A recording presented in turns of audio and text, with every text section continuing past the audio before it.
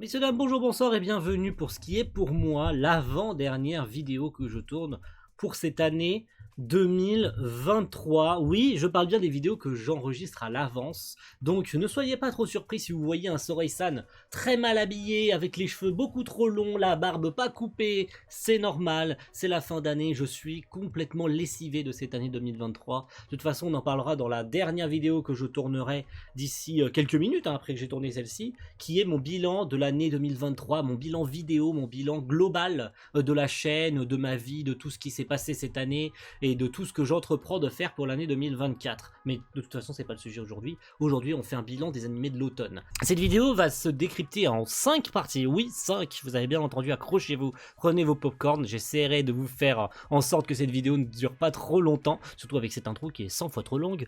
Mais 5 parties, dont une qui va traiter des animés que j'ai pas regardé. Oui, il y en a 2 que j'ai pas regardé. Une catégorie des animés que j'ai drop. Il y en a 2, dont un que je laisse encore de côté puisque c'est une série qui n'était pas licenciée, qui finira par être licenciée. La troisième, c'est un OAV. Oui, il y a un OAV dans cette... Enfin, il y a 3 OAV. Je pense que c'est assez reconnaissable et assez prévisible desquels je vais parler. Les animés que j'ai fait en React, ça, voilà, on va en faire un bilan très rapide, étant donné que la React, je pense que suffit largement à elle-même, elle se suffit largement pour avoir un avis sur ce que je pense de la série. Et la dernière, c'est évidemment toutes les séries que j'ai regardées à côté, qui sont sorties durant cet automne. Commençons sans plus attendre par les animés que je n'ai pas regardés. Il y en a 2, puisque ces séries, je les attends en VF. Mais ces 2 séries sont The Faraway, Paladin, une série que j'avais déjà vue en VF, que j'avais trouvé pas trop mal. Il me semble que du coup, il y avait eu un changement de studio pour cette saison 2. Mais j'attends que toute la série soit sortie en VF. C'est ce que j'avais déjà fait avec la saison 1. Hein. J'avais jeté un oeil à la série une fois que la VF était complètement sortie. Et il en va de même pour cette saison 2. J'en attends rien de spécial, puisque j'avais pas trouvé la série incroyable non plus. Mais ça avait fait son petit buzz quand c'était sorti. Donc j'attends de pied ferme que l'entièreté de la VF, qui a 4 épisodes de retard sur la VO, il me semble, sorte dans son intégralité. Donc on verra bien. Et la seconde, ça doit être plutôt logique pour vous, j'en avais déjà parlé. Il s'agit de Eminence in Shadow, saison 2. Saison qui a complètement... qui est complètement passé inaperçu. Hein. Je n'en ai entendu parler nulle part. J'ai vu quelques passages sur les réseaux, mais sinon, il est clair et net de toute façon que tous ceux qui en avaient parlé était sûre sur ce sujet, mais elle allait être moins intéressante que la saison 1, et ça a l'air d'être le cas, parce que je vois personne en parler en fait. C'est comme Tokyo Revenger saison 3, personne n'en parle, parce que personne regarde, ou je sais pas, peut-être que les gens regardent, mais genre ça n'a pas autant de buzz que la saison 1. De toute façon c'était très compliqué pour cette saison 2 de faire mieux, mais j'attends quand même la suite en VF, puisque j'ai regardé l'intégrale de la série en VF. Seconde catégorie, les animés que j'ai drop. Il y en a un, je l'en ai parlé sur les réseaux sociaux, je l'ai drop complètement au bout du 6e épisode parce qu'à un moment donné, je ne suis pas la cible. J'ai essayé, je me suis dit ok, ça a l'air sympa, ça fait penser un peu à My Hero Academia et tout, mais l'héroïne est absolument insupportable. Et apparemment dans le manga c'est toujours le cas, c'est-à-dire que le personnage n'évolue pas. Le personnage n'évolue pas, alors je sais, les fans du manga vont me sauter au cou, oui, tu lis pas le manga, donc comment tu peux dire un truc pareil, t'en sais rien, tu juges sans avoir lu, tatati, tatata, mais c'est shy. Ah, ça, vous devriez peut-être l'avoir deviné à l'avance, c'était Shy, que j'ai complètement drop. Je sais pas, j'ai pas du tout accroché. À un moment donné, j'avais juste pas envie de le regarder l'épisode. Je me suis forcé à regarder l'épisode 5. J'ai fait, allez, ça suffit, on arrête ici. Ça sert à rien de me forcer à regarder une série que j'ai pas envie de continuer. Donc, on arrête les frais ici. Ça dégage et on passe à autre chose. Et la seconde, je vous en parlais tout à l'heure, il s'agit d'Undead Unluck qui sera donc licencié à partir du 12 ou 13 décembre chez Disney+, en repartant de zéro, puisque les contrats n'ont traduit jusqu'à l'épisode 8, il me semble, et donc eh bien Disney+ ne reprendra la diffusion qu'à partir de l'épisode 1, dont un par semaine. Du coup, il commence la diffusion hebdomadaire, mais avec 8 semaines de retard sur le Japon. C'est beau, c'est du David Production. Dès le premier épisode, on sent très vite que c'est le staff de Fire Force qui a été mis sur cette série. Ça se voit, hein, ça se voit. Et c'était parfaitement logique que le staff de Fire Force aille sur cette série, au vu de tout ce qu'elle apporte visuellement. C'est très dynamique, ça va très vite. On en prend plein la gueule, mais je sais pas, je suis pas dedans. Je suis pas dedans. Au bout du 6e épisode, j'ai complètement, mais alors complètement lâché le délire. Je pense que c'est je vais pas appeler ça un syndrome, mais on est proche du syndrome. Du syndrome Dead Unlock, hein. C'est-à-dire que le manga ne marche pas forcément bien au Japon. C'est d'ailleurs un vrai miracle que le manga continue au Japon. On se demande bien comment ça se fait qu'il arrive à continuer avec des ventes aussi basses. Mais l'anime ne semble pas avoir autant de succès qu'on puisse l'imaginer, malgré que l'anime soit propre, archi propre même. Il est même au-dessus de la moyenne, hein, l'anime. Il est très très très propre. Les scènes d'action sont très très propres. On sent encore une fois que c'est le staff de Fire Force qui a été mis dessus. Mais je sais pas, je suis pas dedans, Petits OAV du coup, qui sont sortis, alors personne ne les attendait, il s'agit des OAV de Slime d'Ataken, le rêve de Coleus, qui chronologiquement parlant se passe entre la saison 1 et la saison 2, hein, oui, puisque notre cher Limul est toujours professeur dans l'école de la capitale, vous savez, hein, il aide les enfants que Shizu avait recueillis, et il est envoyé au royaume de Coleus par Yuki Kagurasaka, on sait, tu le sais si t'as vu la série, ce Yuki Kagurasaka est un gigantesque fils de pute, mais comme il se sert de Limul pour faire ses missions à sa place, il l'envoie au royaume de Coleus, qui est un royaume voisin, qui a des conflits interne, et donc notre cher Limul va donc s'infiltrer, va essayer de résoudre le problème. Une princesse endormie est maudite, qui finit par soigner, les deux frères qui se partagent le trône, enfin qui cherchent à monter sur le trône du royaume, se battent entre eux, mais au final c'est une histoire de démons. Il y a le roi démon Valentin qui finit par s'en mêler, il y a d'autres démons supérieurs qui prennent possession du frère, qui lui volent ses pouvoirs, qui lui en donnent d'autres, bref, un classique de Slime d'Ataken. J'ai envie de dire, le studio 8 bits nous régale toujours autant avec cette série, et ça a fait un peu patienter pour la future saison 3 qui arrive l'année prochaine au mois d'avril ou de juillet, je sais plus. C'est pas acheté, mais c'est pas spécialement nécessaire de les regarder, ça n'apporte rien de plus au scénario principal. C'est juste un petit bonus, voilà, c'est ça qu'on doit retenir. Les animés que j'ai fait en React, faisons très rapide. Spy Family saison 2, c'était merveilleux, c'était parfait, je me suis régalé de A à Z, c'est d'ailleurs, je pense, pas fini. Le film Code White arrive en début d'année prochaine, enfin l'année prochaine, je dis début d'année prochaine, en espérant que ça arrive genre au plus tard avant au mois d'avril quand même, ça serait bien puisque c'est un film qui traite de l'hiver, donc ça serait un peu débile que ça arrive au printemps prochain. On espère que Crunchyroll fera au moins l'effort de le sortir entre janvier et mars, quand même, ça serait pas mal. Donc j'ai hâte de voir tout ça, le passage sur le bateau, l'infiltration, les tueurs à gages et tout, c'était trop bien.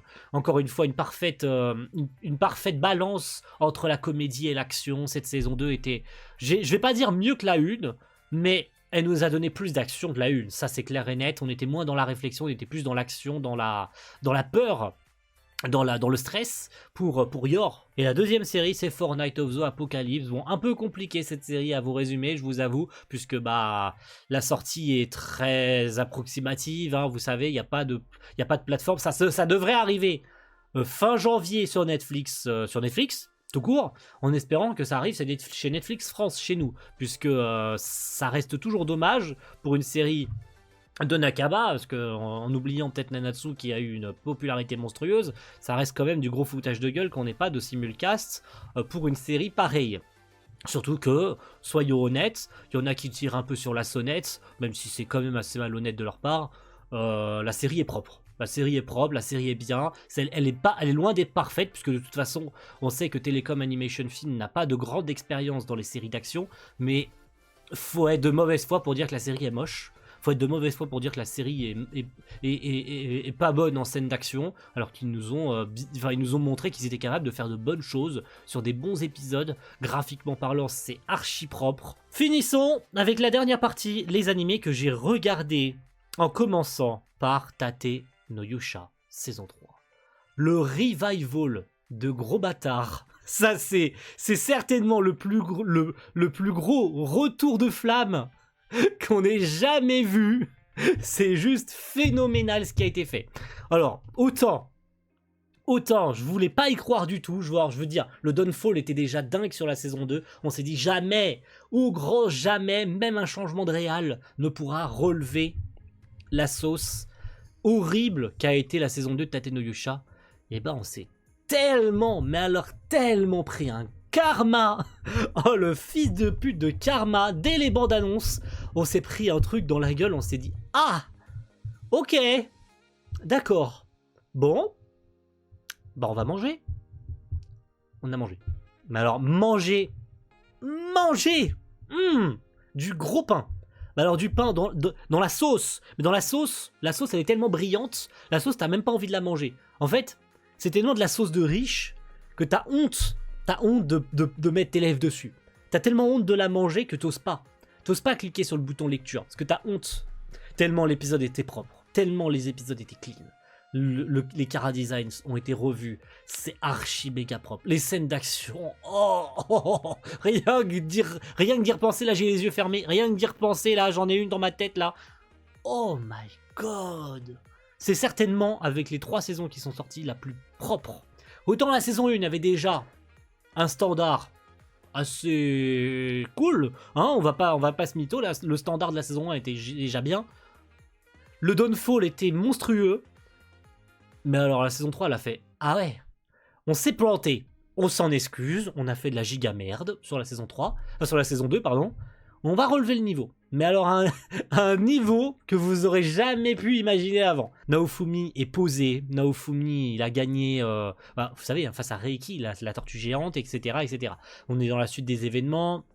Il retourne dans sa ville, il est revenu dans son monde, puisqu'il avait été téléporté dans un autre monde, il revient donc dans son monde d'origine, et cette saison 3 va se centrer sur le sauvetage de tous les esclaves de l'ancien village de Raftalia, là où notre cher Naofumi a posé sa base, où il en est devenu le duc, il en est devenu le maire, on va appeler ça le maire, le seigneur de ces terres, hein, et donc il veut libérer tous les esclaves, ce qu'il finit par faire en allant dans le Colisée. Cette saison va aussi se concentrer sur la recherche des autres héros, puisqu'on sait que dans la saison 2, les autres héros ont été capturés par Reiki, et donc leur énergie ont été absorbées par l'autre connard, là, vous savez, le pseudo méchant de la saison 2, qui aspirait donc l'énergie des héros. Et on savait pas où est-ce qu'ils étaient passés les héros à la fin de la saison 2, s'ils avaient été libérés, s'ils avaient été téléportés ailleurs, etc. Et ben on constate ce qui se passe avec cette saison 3. On voit donc tous les autres héros, le héros à la lance, le héros à l'épée, le héros, là dernièrement, du coup pour la fin de saison, le héros à l'arc, du coup, et Naofumi vient discuter avec eux, et on sent que ça part un peu en cacahuète. Et donc Naofumi, qui était le rejeton, le héros rejeté de tous, est devenu le héros au contraire le plus respecté de tous. Il va les sauver un par un, il va remettre sur le droit chemin le héros à la lance qui avait complètement perdu toute combativité, qui s'était fait jeter par tous ses camarades, il va remettre sur le droit chemin le héros à l'épée, parce que cette espèce de gamin insupportable se croyait dans un jeu vidéo, il rejetait la faute sur ses compagnons morts par sa faute, mais il rejetait la faute sur ses compagnons parce que, je cite, mes compagnons étaient mauvais, c'est pas moi qui est faible, c'est eux qui étaient faibles. Et pour finir, le héros à la lance qui, pour ne pas perdre ses compagnons, se laisse avoir par Bitch. Parce que oui, vous savez, il reste Bitch. Non, je parle pas de la princesse Malty, Bitch. Parce que c'est comme ça qu'elle s'appelle, ok? On l'appelle pas par son prénom, elle s'appelle Bitch, ok? Naofumi, il a pris du galon. Naofumi, maintenant, il leur met des tartes comme ça derrière la tête. Quand tu me respectes maintenant, tu fermes ta gueule. C'est moi qui t'ai relevé. C'est grâce à mes compagnons, c'est grâce à moi si t'es là maintenant. Donc tu fermes bien ta gueule.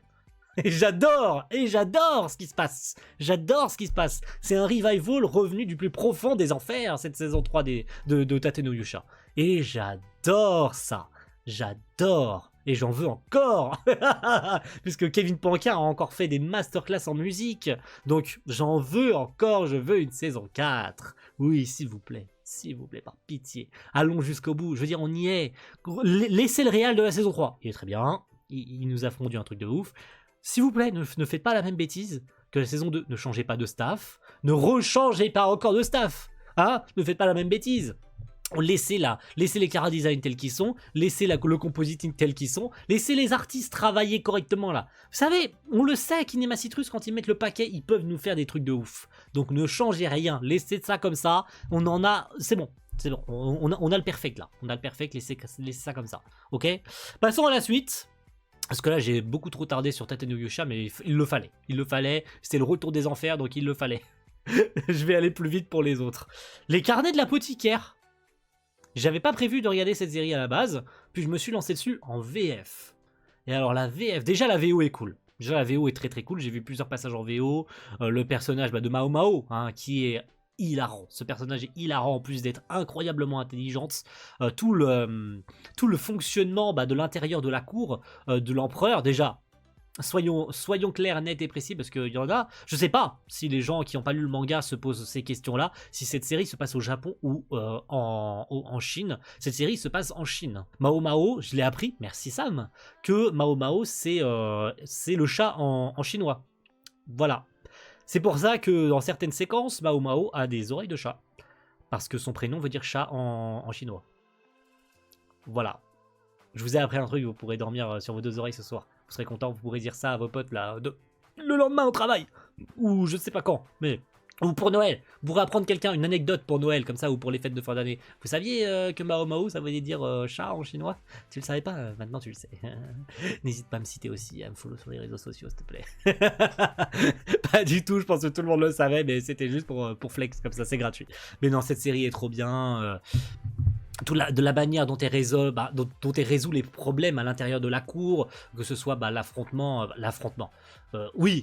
diplomatique entre toutes les prétendantes au seigneur, hein, du coup à l'empereur, le fait de trouver les poisons, le côté aussi très comique de la série avec le...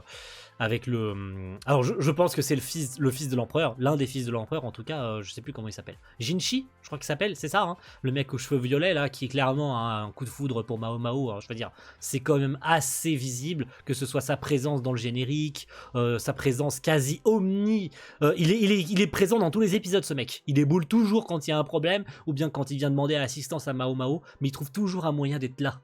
Donc c'est sûr et certain que pour une raison ou pour une autre, déjà sa présence est importante, mais surtout qu'il a clairement quelque chose, il ressemble quelque chose pour Mao Mao, ça c'est sûr et certain. D'ailleurs le secret caché derrière Mao Mao est très intéressant, notamment ses taches de rousseur qui sont artificielles.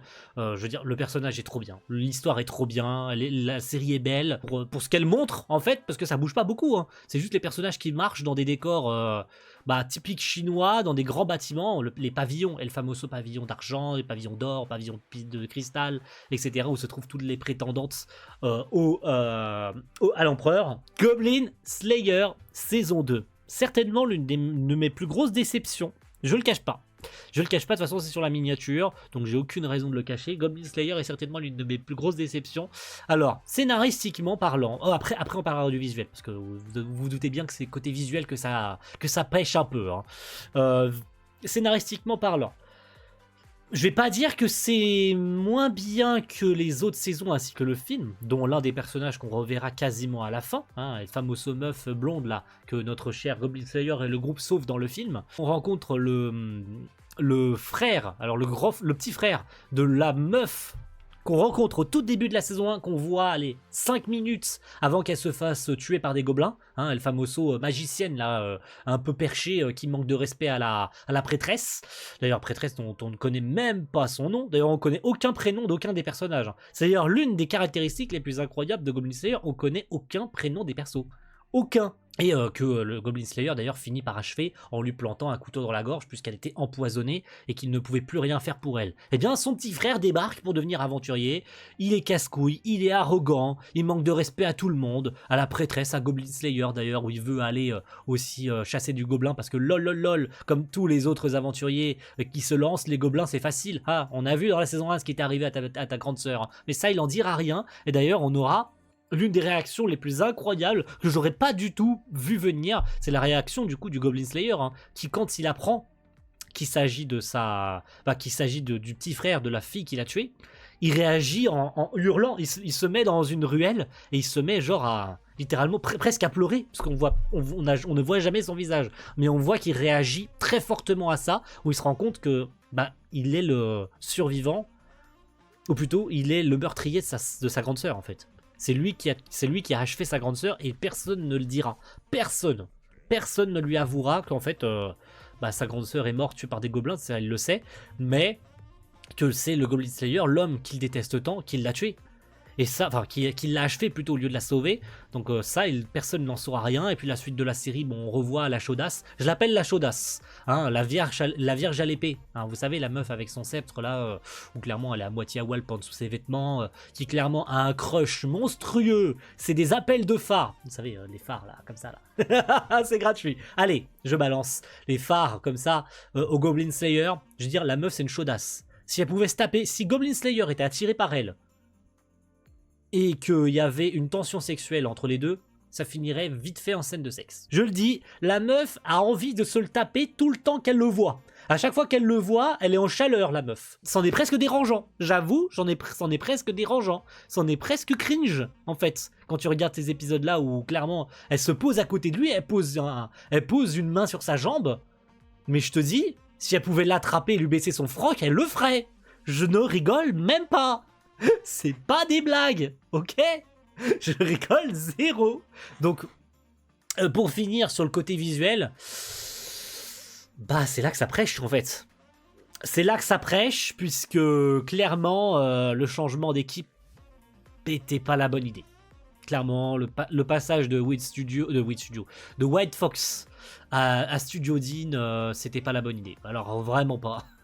Vraiment pas. Autant le générique, il est dingue. Le générique, je l'adore, ma mère. Mais si c'était pour perdre dans l'animation, le côté un peu 3D de l'armure du Goblin Slayer, parce que dans la saison 1, quand il y avait un peu de character acting et que le personnage était un peu loin de l'écran, le Goblin Slayer était fait en 3D chez White Fox, que ce soit pour la série télé ou pour le film. Et donc, chez Dean, on a donc pris le parti de retirer toute trace de 3D et de dessiner tout en 2D. C'est moche. C'est absolument dégueulasse, en plus d'avoir changé tout le chara-design des personnages pour, d'après les lecteurs du light novel, se rapprocher un peu plus des designs du light novel, du coup, en l'occurrence, hein, voilà, vous aurez deviné facilement, mais je trouve que c'est trop différent. Clairement, il y a des personnages qui se ressemblent même plus eux-mêmes, il y a des personnages qui sont un peu ratatinés à l'instar du dragon, là, vous savez, hein, le mec à tête de dragon, à corps de dragon, là, qui utilise ses os, là, qui fait apparaître des monstres d'os et tout. Clairement, j'ai l'impression qu'il a été ratatiné de plusieurs mètres. Il faisait 2m14 dans la saison 1. J'ai l'impression qu'il fait 1m40 dans la saison 2, quoi. C'est terrible. C'est terrible. Les designs sont juste terribles. Pareil, le nain, son design est horrible alors qu'il était très bien dans la saison 1. Je sais pas ce qui s'est passé, même les autres. Hein. Je te dis, tous les designs des persos ont downfall. C'est horrible. C'est affreux. Donc, et l'animation, bon, allez. Quand c'est pas des gobelins à dégommer et qu'il y a pas de sang à l'écran, c'est moche. Mais quand il commence à y avoir du sang et des trucs et de l'action, quand ça commence à bouger et tout, qu'il y a des flèches qui sont tirées, il y a des cailloux qui tombent et tout, ça va, c'est pas horrible. Ça se regarde puisque c'est un peu pour ça qu'on regarde Goblin Slayer aussi. Bon, outre l'aspect un peu post-apo de l'histoire et de l'univers et du personnage du Goblin Slayer qui tente un peu d'évoluer, d'améliorer un peu son psyché, hein, de pas passer pour un débile à chaque fois, de répondre oui, je vois, d'accord. Le mec il passe son temps à dire tout ça tout le temps, H24. Donc c'est bien que le personnage évolue un peu, améliore son vocabulaire, et un peu plus d'estime de lui-même, et un peu d'autres avis que les trucs, genre si c'est pas des gobelins, je ne fais pas. Est-ce qu'il y a des gobelins? S'il n'y a pas de gobelins, j'y vais pas. Frère, t'es saoulant. Genre vraiment, frère, arrête, t'es chiant. Dr Stone, saison 3, partie 2. Je vous avoue qu'on va faire vite fait. Elle était bien. Voilà, elle était bien, on est dans une continuité parfaite, on est toujours sur l'île au trésor, c'est terminé. On a vaincu Ibarra, on a récupéré Medusa, l'arme de pétrification, c'était trop bien. Ils nous ont tous pondu des trucs de ouf. En plus, j'ai aucune idée de s'ils auront annoncé une saison 4. De toute façon, ils peuvent le faire. Hein. Je veux dire, ils ont fait une saison 3 jusque-là. Il n'y a aucune raison qu'ils n'adaptent pas le reste du manga, puisqu'il reste deux gros arcs. Allez, trois, on va dire maxi, je sais plus du tout ce qui reste, mais il y a un gros arc qui arrive, mais ça je peux pas trop vous spoiler là-dessus, parce qu'il reste encore beaucoup de personnages à voir. Vous êtes même pas prêts, il y a encore une tonne de personnages à voir. Cette série ne risque pas de s'arrêter de sitôt, hein. Je pense qu'on en a encore pour jusqu'à 2026-2027, facile. Ok, donc accrochez-vous bien pour le reste de Dr Stone en animé. La fin n'est pas pour tout de suite. Shangri-La Frontier du studio C2C, série qui, comme For Night of the Apocalypse, comme Undead Unlock, comme Shy, comme les carnets de l'apothicaire, il me semble. Je crois que ça fera 24 épisodes cette série, si je me trompe pas. Continuera pour l'année prochaine. Donc Shangri-La Frontier, évidemment, hein, notre cher Son Raku, joueur de jeux en réalité virtuelle à la Sword Art Online, qui joue que à des jeux de merde, finit par jouer au meilleur jeu que la Terre n'ait jamais connu, Shangri-La Frontier. Il finit par tomber sur un scénario original qui l'amène à devenir l'un des guerriers vorpalins les plus forts du jeu. Il rencontre des anciens alliés à lui, une meuf qui est amoureuse de lui, qui essaye de le rencontrer dans le jeu pour lui parler dans la vraie vie. Bref, c'est drôle. Ça a un côté un peu comique, un côté archi épique aussi, puisque je suis pas dépaysé. Beaucoup, je pense, d'entre vous et d'entre nous ne sont pas dépaysés en regardant cette série, puisque on retrouve du coup cet aspect SAO, cet aspect jeu, puisque c'est même pas un aspect, c'est réel. C'est un jeu vidéo. Shangri-La Frontier est un jeu dans lequel notre héros ne peut pas mourir pour de vrai. Donc, on ne ressent pas de tension réelle à proprement parler. Il y en a, notamment lorsqu'il rencontre le monstre unique Lycaon, qui va être son principal objectif dans le jeu, c'est-à-dire augmenter son niveau, réaliser la quête Vorpalin, avec évidemment Emulu, hein, la petite lapine à ses côtés qui est trop mignonne, et puis tout un tas d'autres trucs qui viendront se mettre sur sa route tout au long de son aventure. Shangri-La Frontier, c'est beau, c'est archi beau. Dès les premiers épisodes, on s'est régalé. L'aventure de Son Raku est très intéressante à suivre. Elle avance plutôt vite d'ailleurs, hein, notamment lorsqu'il se retrouve bloqué au monde Vorpalin, où il rencontre le chef des lapins Vorpalin et qui s'entraîne et tout. C'est trop bien. C'est archi beau, c'est archi propre, c'est archi plaisant à suivre. J'ai très hâte de voir l'épisode d'ailleurs, comme je tourne le 9 décembre, j'ai très hâte de voir l'épisode qui sort demain, le 10 décembre, dimanche. Donc, je suis curieux de voir jusqu'où l'aventure de Shangri-La Frontier va aller, sachant que le manga a plutôt du succès. L'anime a redonné du galon au manga qui vend très très bien au Japon et tout. Il y a même eu du coup une ascension des ventes du manga au Japon. Et c'est grâce à son anime qui est archi quali en fait. Hein. L'anime est archi méga quali. Donc, j'ai hâte de voir la suite. Et ça ne risque pas de s'arrêter de sitôt. Je vais dévorer le reste de Shangri-La Frontier jusqu'au bout. Overtake, série originale du studio Troika. C'est la fin de la vidéo, je suis fatigué. Du studio Troika, réalisé par Eir Aoki, réalisateur de quasiment une grosse partie des séries du studio Troika. Série donc qui va se concentrer sur le personnage de Asashina Haruka, pilote de Formule 4. C'est assez rare de voir des animés sur des courses automobiles. Il y a de la moto il me semble. C'est une série qui va à la fois parler de Formule 4 en se concentrant un peu plus sur la performance de Haruka à vouloir devenir le premier en étant on va dire un pilote désavantagé puisqu'il est dans une petite écurie qui peut pas se permettre d'avoir des nouveaux pneus pour la voiture, qui a pas une grande gestion, qui a pas beaucoup de personnes à son actif. Ils sont littéralement deux en fait, hein, c'est-à-dire son directeur technique et son mécanicien et c'est tout quoi. Vraiment ils ont zéro thune, ils font ce qu'ils peuvent avec ce qu'ils peuvent. Si les pneus sont morts, il peut plus rouler et puis voilà quoi. Le pauvre il peut pas faire ce qu'il veut puisqu'il est pauvre, voilà, son écurie est pauvre, mais tout ça va changer lorsque le nouveau personnage va débarquer, donc Koya, je sais plus comment il s'appelle, c'est ça, oui, Koya, on va l'appeler Koya, qui est photographe et qui va se prendre d'affection pour Haruka et vouloir le photographier, enfin, notre cher Koya Madoka, et donc quelqu'un qui a été traumatisé lors d'un tsunami au Japon, connu. Je pense que d'ailleurs ça fait référence au tsunami de Fukushima. Il y a de grandes chances que ça fasse partie de Fukushima, où il a été critiqué en tant que photographe quand il a publié la photo d'une petite fille juste avant qu'elle meure dans l'accident. Et il est devenu... alors, il a maintenant une peur irréversible de photographier un être humain. Donc, il peut plus photographier personne. Il peut photographier des corps, il peut photographier ce que tu veux tant que c'est pas un sujet humain. Et aux côtés d'Haruka et aux côtés de tous les personnages qu'il va rencontrer au cours de la série, notamment son ex-femme, je sais plus comment elle s'appelle, il finira par reprendre confiance en lui. Haruka va le pousser à affronter ses peurs, il va retourner sur le lieu de l'accident, il va revoir notamment la famille de la petite fille. C'est aussi parce que Koya est un modèle de confiance, un modèle d'aide pour Haruka qui avait perdu toute combativité, qui clairement ne visait pas la première place, et c'est l'arrivée de Koya qui a tout changé. Donc ils vont se rendre l'appareil mutuellement. Koya va pousser, va pousser Haruka à faire le meilleur temps possible, à se donner au maximum, et en retour, eh ben, notre cher Haruka va aider Koya psychologiquement à se relever de cet accident et tout, à s'ouvrir à nouveau.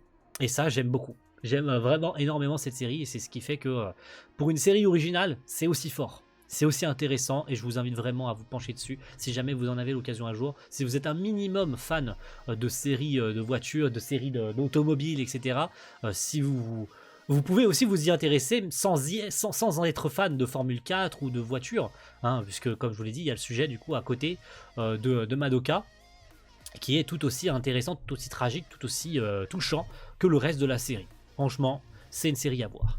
Finissons avec les 2 séries restantes, avec notamment Arknight Perish in Frost, la suite directe de Prelude of Dawn, donc la suite évidemment des aventures de Doctor, de Amiya, de tout le groupe, hein, qui cherche à rejoindre Chernobyl, à affronter tout un tas d'autres personnages. Hein, cette partie de Perish in Frost va vous faire chialer de fou. Il y a des personnages qui meurent à tout bout de champ, notamment le personnage final, et qui est le centre même de cette saison de Perish in Frost, c'est Frost Nova, évidemment, hein, qui est, voilà, le nom m'est revenu, de Frost Nova, qui est un personnage archi touchant, archi tragique, sa fin est archi tragique, et ainsi tous les autres personnages du coup du groupe adverse, hein, de Amiya, de Doctor, qui prend une place bien plus intéressante que la première partie. Amiya, vous savez ce qui est arrivé à la fin de la partie 1, hein, quand elle tue les deux personnages qu'elle souhaitait sauver,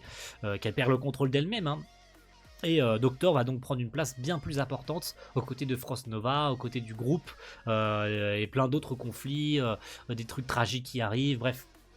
C'est trop intense pour que j'en parle là comme ça en quelques minutes. Faudrait que j'en fasse une vidéo dédiée, mais je suis pas un fan hardcore Dark Knight. Il y a vraiment que ceux qui connaissent bien le jeu vidéo qui pourront me dire ça c'est une référence, ça a été mal raconté, ça aurait dû être raconté d'une autre façon, etc., etc. Je suis pas un fan hardcore je suis pas assez fan Dark Knight pour vous en parler plus en détail. Et pour finir, vous vous en doutez, hein, de quelle série je vais parler. Il s'agit de Frieren. Mon plus gros coup de cœur de cette année. Oui, si vous avez vu ma vidéo des animés coup de cœur de cette année 2023, vous savez que Frieren est mon top 1 de cette année. Et je ne pouvais pas louper l'occasion d'en parler. Il fallait que j'en parle à la fin, parce que comme on dit, on garde le meilleur pour la fin. Donc j'ai gardé Frieren pour terminer cette vidéo, parce que Frieren, Keiichiro Sato en réalisateur, il n'aura pas beaucoup participé à cette série pour l'instant, mais alors, le monde qu'il a rapporté sur cette série, même les épisodes les moins importants, quand je dis les moins importants, c'est où il n'y a pas d'action, où il y a beaucoup de character acting, etc., etc.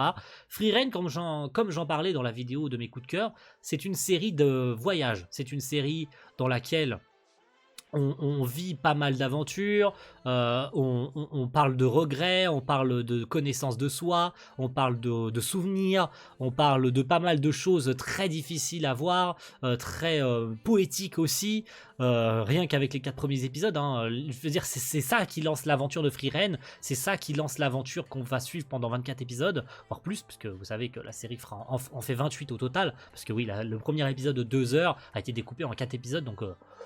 Voilà, grosso modo, la série fera 28 épisodes au total, mais en fait, en réalité, elle en fait que 24.